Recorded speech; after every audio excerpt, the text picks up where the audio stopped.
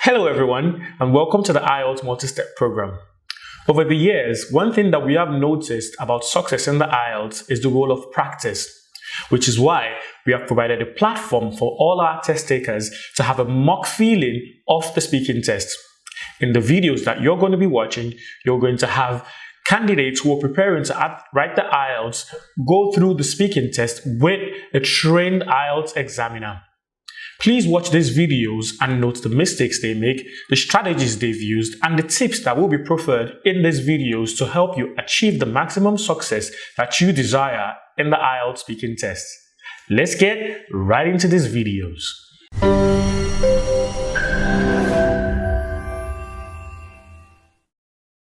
Today, we're going to be watching a test taker, Kayode Badiru, run through the speaking test with our examiner, Mr. Lanre.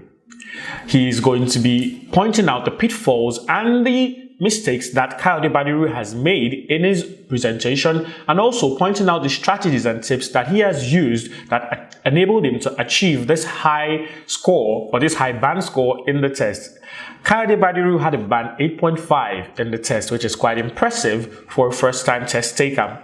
However, watching this video and commenting on it will point out some of the mistakes that even the examiner made himself, or some of the mistakes that Kayode Badiru made that might need or that might affect his overall score. So be prepared to be surprised while watching this video. There are some places where I might review myself and give myself a negative grade, and also give the test taker a negative grade. At the end of this video, we might discover that Kayode Badiru may actually have a reduction in his band score. But we will not be able to decide that until we watch this video. So let's begin. And please make sure that you remember to pause at certain intervals where you need to rewatch or need to jot down something from what you get in this video. Enjoy it. Okay, good afternoon. Good afternoon. Are you having a nice day? Fantastic. Fantastic day. Okay, welcome to the IELTS speaking test. This is a mock test. My name is Lanre and I'll be your examiner for today. Please introduce yourself. My name is Badiru Kayode. Badiru Kayode. So what should I call you? You can call me Kayode. Kayode. Great. Do you work or study, Kayode? I work. Do you enjoy your job? It's a fantastic job. I have no complaints. Okay. So, can you tell me about a shop that is near where you live? So there's a mom and pop store. So, the first thing you would notice about Kayode Badiru is his confidence level, and that is reflected in the language that he uses. And a lot of people ask me, how formal or informal should I be in the IELTS test? And I tell them that it's good to always stick to the official or formal way of speaking. But if you have some collocations, some expressions that native English speakers use that may be informal but still hold meaning, and you know how to use them in the appropriate context, please do go ahead and use them. So the question was about shops or stores, and he referred to a mom and pop store around this area. Mom and pop is a description used to describe small shops or convenience shops that are located in residential areas where people can get essential items. For him to know that particular expression and to also use it accurately or appropriately would definitely affect the positive score or the positive band score that he achieved at the end of the test. Let's see what he does for them. Within my resident estate, they sell all sorts of stuff you typically need in a household. Great. Who does the shopping in your household? My wife does. Great. Do you prefer shopping in smaller family-owned shops or larger supermarkets, and why? For me, it typically depends on what I'm shopping for. I tend to be more functional, so it's all about what I'm looking for. When I want to get household equipment, household stuff, consumables, mom and pop stores work just fine. When I want to get electronics or equipment that I need in the house, then I would typically go to a store. Nice. Okay, so let's talk about news now. Do you like to read newspapers? No, I don't. I much prefer sourcing my news online. Why do There's something peculiar about the way he answers his questions. A lot of people who watch our channel, who watch our videos, have adapted this special format that they've gotten from our videos. And the format is for answering the speaking test questions is to give a direct answer first, then give a reason for your answer, and then back that up with an example. But the problem that this raises is that a lot of people usually introduce their reason using the word because. So you find their performance in the speaking test littered with the word because. And the thing is that it's going to definitely drop your score later on. No matter how good it sounds at the beginning, by the time it gets too much, it gets repetitive. It shows that you do not have a wide range of vocabulary items. But if you look at what Kayode Badiru has done here, he's been able to introduce his reasons without depending on the word because, not even using expressions like due to the fact that or as a result of. He is just been able to sort of flow into it, and this is probably dependent on his level of exposure to the language and also his confidence level. As you can see, he's feeling quite confident and feeling quite good with himself, which is where you should be when you're having the speaking test. People like to be kept up to date with the news. It helps you make decisions on a day-to-day basis when you know what's happening in the news, you know, what to purchase, what to sell, what assets you need to have, and so on and so forth. Where to travel to or not to travel to. Okay, with the rise of the internet, do you think paper newspapers will soon be a thing of the past? I think so. Already, I think a lot of people get their news online. In fact, there are statistics that show that a lot of people, more people get their news on social media networks and even online news sites. As that trend continues to increase, I believe paper newspapers will just be obsolete. I see. Why is there always a focus on bad news? I think it has to do with the human psychology. When bad things happen, we are much more affected by it, and they tend to leave much more permanent scars in our minds. I see. And so good news is very ephemeral, but for us, bad news has a much... Good news is very ephemeral. And then he goes ahead to give the reverse of that and says bad news sticks with us for a longer time. This shows that this is someone who is quite confident in his use of English language, and even when he tries to introduce big words or let's say, how would I say, it's much more complex vocabulary, he knows exactly in what context to use them, and he's applying them to say exactly what he means to say. A lot of times when I see people use big words or try to use more complex vocabulary in the IELTS, especially the speaking part, they use those words just because of they want to impress the examiner or just for the sake of using big words, not because of the meaning or how much those words affect or assist them in expressing themselves in a much more clear and effective manner. Please endeavor to move away from using vocabulary to impress to using vocabulary to communicate, and that is what he's doing. Very good job. Stronger significance. Okay, what languages can you speak? I speak English, my native language, a little bit of French. I'm not very proficient, and Igbo language as well. Do you think people at school should study a foreign language? I absolutely think they should study a foreign language. I absolutely think they should study a foreign language. What does this mean? This shows that in expressing his opinions, he can display a wide range of, how would I say it, to the level at which he accepts or does not accept some opinions. I absolutely believe shows that this is a very strong conviction for him, or I think so, or I assume all these show a variety in the range of his conviction or of his confidence in the opinions he's expressing. This is the mark of a good communicator, using words that say exactly what you mean to say, that express all the nuances of feeling that you have deep within you. The world is becoming more and more a global village. While English is the most widely spoken language in the world, there are other languages that are significant, both in the number of people who speak it and so on and so forth. So Okay. I think people should know more than one language. What are some of the advantages of speaking various languages well? There are studies that show that speaking more than one language actually affects the way people think.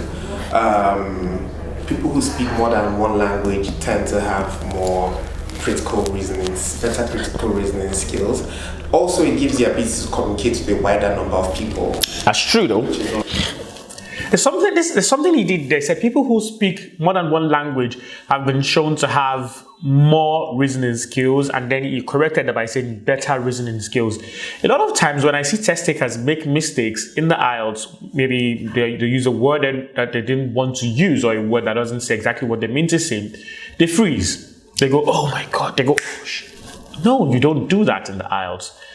Confidently, if you know the right thing to say, just correct that. You don't need to actually apologize by saying sorry.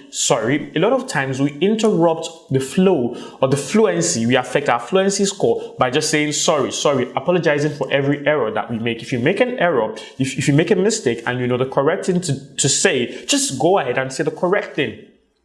Speaking more than one language allows you to have more reasoning skills, and it goes better reasoning skills. It takes a pause and it goes better reasoning skills. Better reasoning skills is the more appropriate expression there.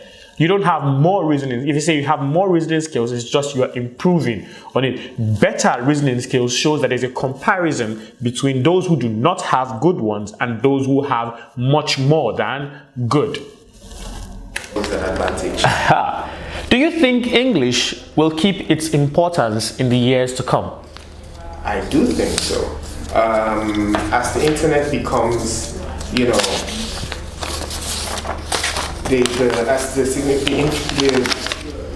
presence of the internet proliferates, English is becoming even more important in that space. Its significance has not in any way waned. And instead what you have is more countries that don't speak English. You tend to find there are people who speak more than one language, mostly in countries that don't speak English, rather than in countries that do speak English. So I think English significance will increase over the years. Good. And that's good news. Okay, so we'll move on to the section 2 of the test. Here, you'll be given a cue card, a topic that contains a topic that you'll be allowed to have 1 minute to prepare for. You're also expected to give a response that would span between a minute or 2 minutes. So here's your cue card and your pen and the paper to jot your points. You have 1 minute to do that, and your time starts now. So overall, you can see that in part 1 of his test, Kadi Badiru has been able to give a good account of himself. He actually uses words, really aspirational vocabulary that say exactly what he means to say. His delivery isn't so bad. The hesitation he has in some places were not so negative as to affect meaning or as to affect the overall performance. So overall, I would say that the band 8.5 that was awarded to him at first still stays. We can also begin. Just let me know.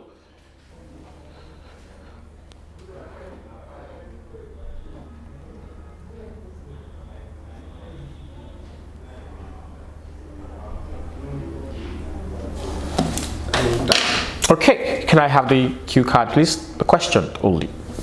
Thank you very much. So, you're speaking part 2. Describe a memorable party that you went to. You should say whose party it was, when the party was, who was at the party, and explain why this party was so memorable. You can start now, please. Okay.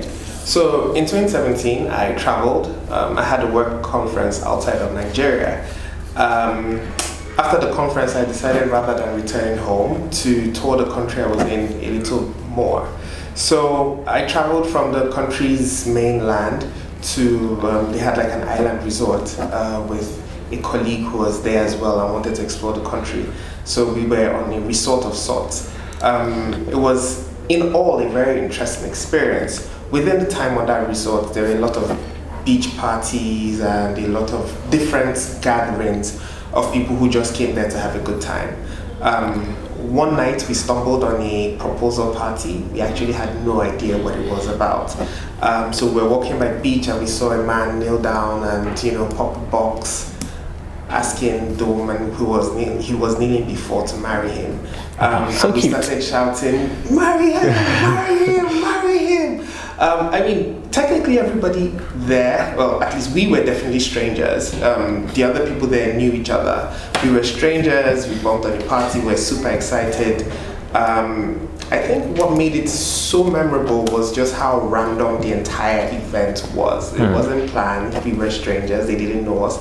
But we were probably more excited than everybody else. I think when she said yes, I ran and grabbed the guy and, and raised him up in the air. Yes! So it was interesting, perhaps because of just how unplanned it was. Thank you very much for that. I think your time is up now. That was a quite interesting experience that you had there. And did you later stay long at the party with your friend?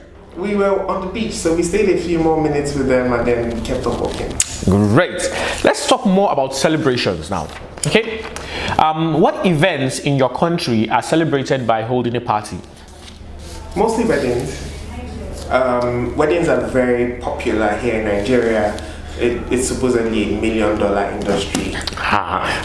They're very well and widely celebrated, very decorated events. Okay, so what is a polite way of refusing a party invitation? By saying you'll come and not showing up. Aha! Isn't that dishonest? So there is a culture of celebration here in Nigeria, which means people take it to heart. Oh, okay. That you would be present there to show your support for them.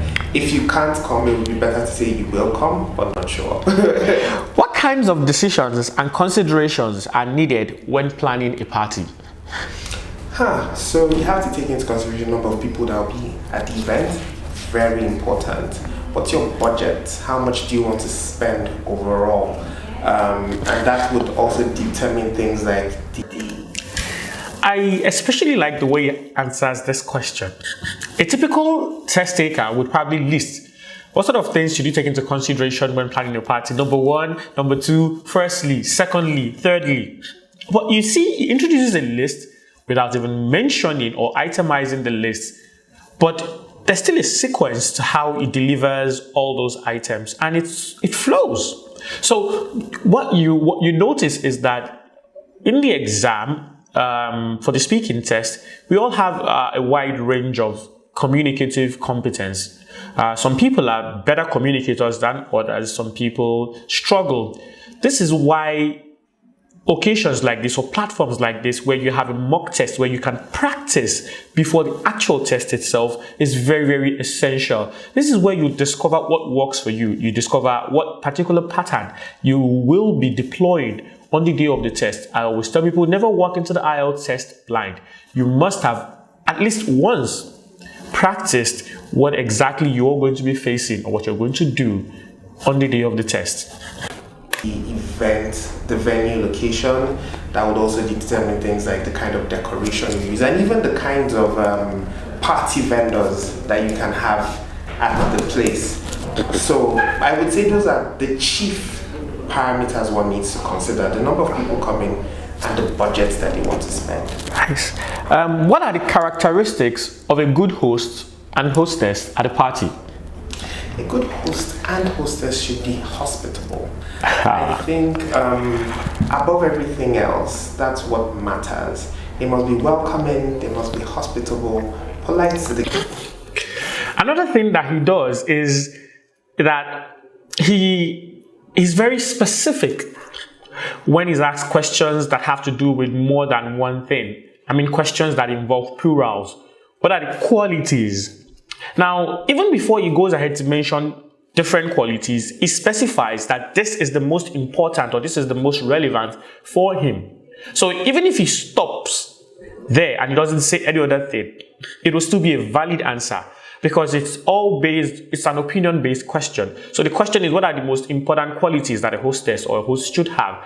And you say they should be hospitable. Above everything, this is the most important. That automatically tells the examiner that this is my focus. So even if I now go ahead and I mention other things, very good. If I do not have the opportunity to go ahead and mention other things, very good also. That question has been fully and confidently answered.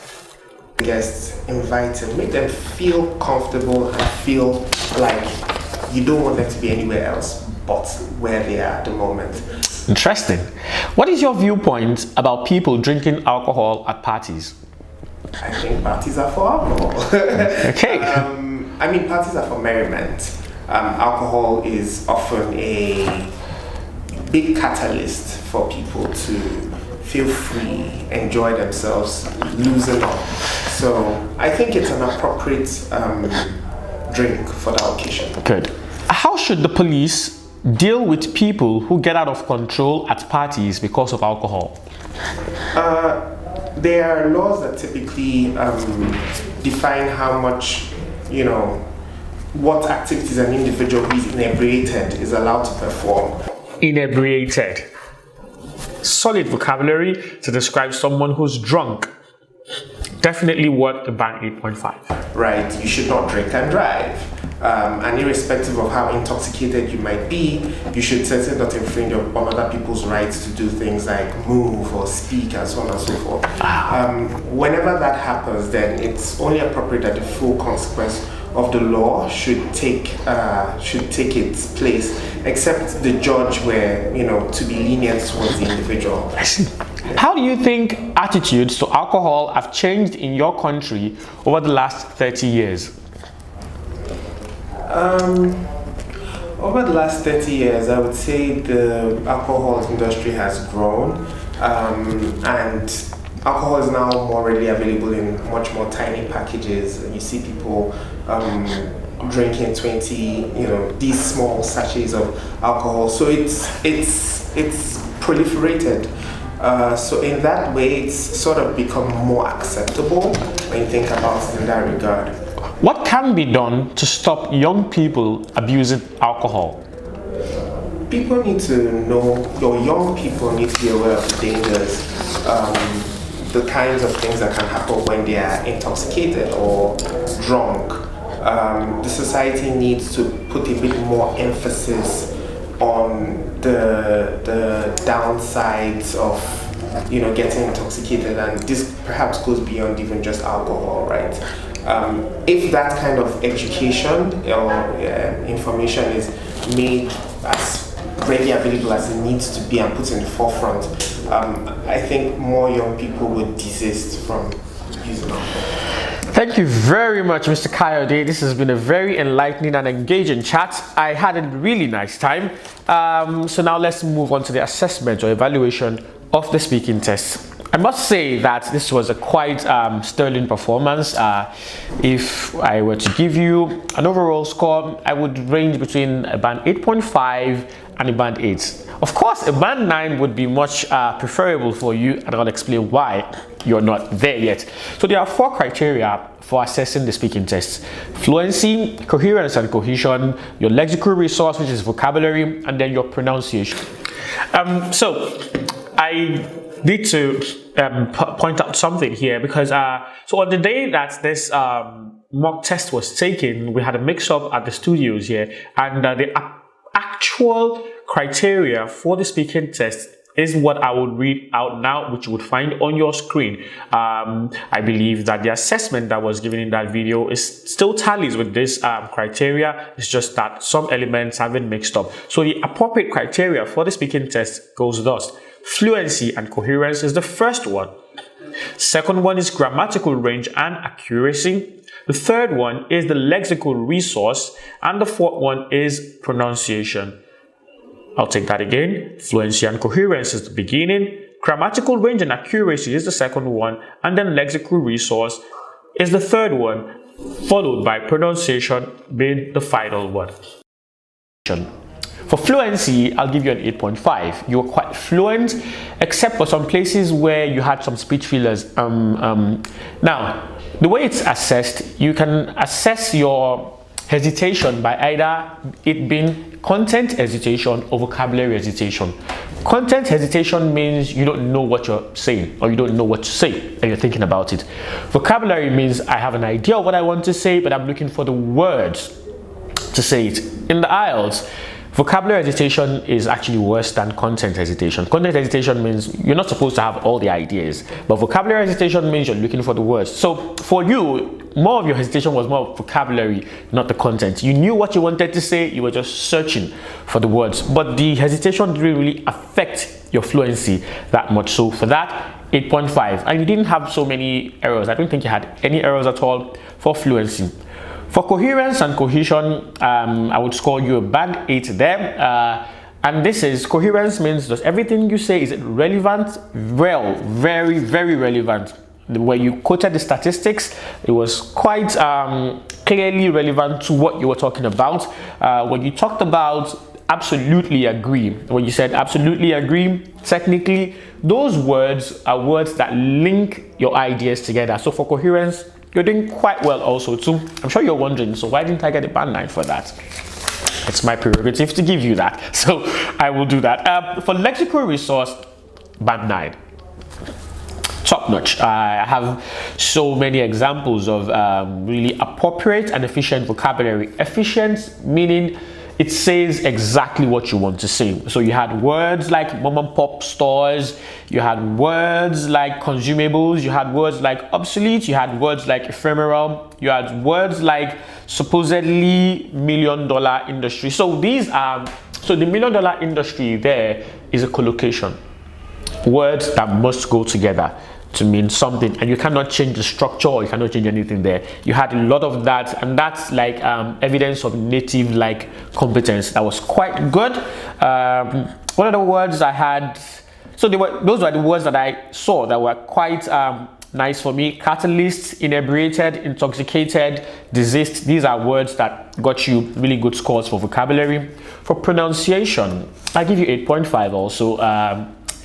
Quite close to native-like competence. For example, the word sachet, so that was quite, the average African or Nigerian would say sachet, so that was quite memorable for me. But obviously, there were still some places where you could have, you know, really pushed it up, but you didn't just really care about those places, so that's why you have an 8.5 there. So overall, I would say you got an 8.5. Your speaking part 2 was quite nice also. I liked the fact that you didn't stick to the order in which the prompts were asked, and your response was more of a story. So the fluency there was top notch. You answered the when, you answered the whose party it was, you answered who was at the party, and then when you got to explaining why the party was so memorable, that was quite commendable. That was the part I really liked the most. For the part 3 questions, where we talked about celebrations, parties, and alcohol, so parameters, that's a good one. Venue, location, I felt that was like repetition there, so I didn't see any reason. So those are the areas where I couldn't just push you up to the band 9. So but beyond that, I think all the questions were quite answered effectively. You could communicate your thoughts, and I think 8.5 would be a very fair score to give you. So it was a very interesting chat for me. I look forward to doing this again. Hopefully by the next time we do this, there will be a level of improvement in your performance. Right. Thank you very much, Mr. Kayode, and I look forward to doing this again with you. Thank you. Thank you very much. This video, I think at the beginning of the video, I mentioned that we might have a review of the test, be it upward review or be it downward reviews. But I think this video is actually what the score that he was given the first time that he was assessed. Mr. Kayode Badiru has really displayed a very high level of communicative competence. The words are on point, except for a few places where he makes some errors and is sort of recedes back into informality. I think that he did a very good job. Please watch the review and feedback part of the video if you need more tips and strategies that you would use in your own test. These videos are made for you to get the maximum benefit from them by watching, rewatching, and then practicing or using or applying the tips and strategies that you get from them. So we'll come your way another time. Subscribe to our channel and keep watching the videos, and we can assure you that success in the IELTS will no longer be a dream.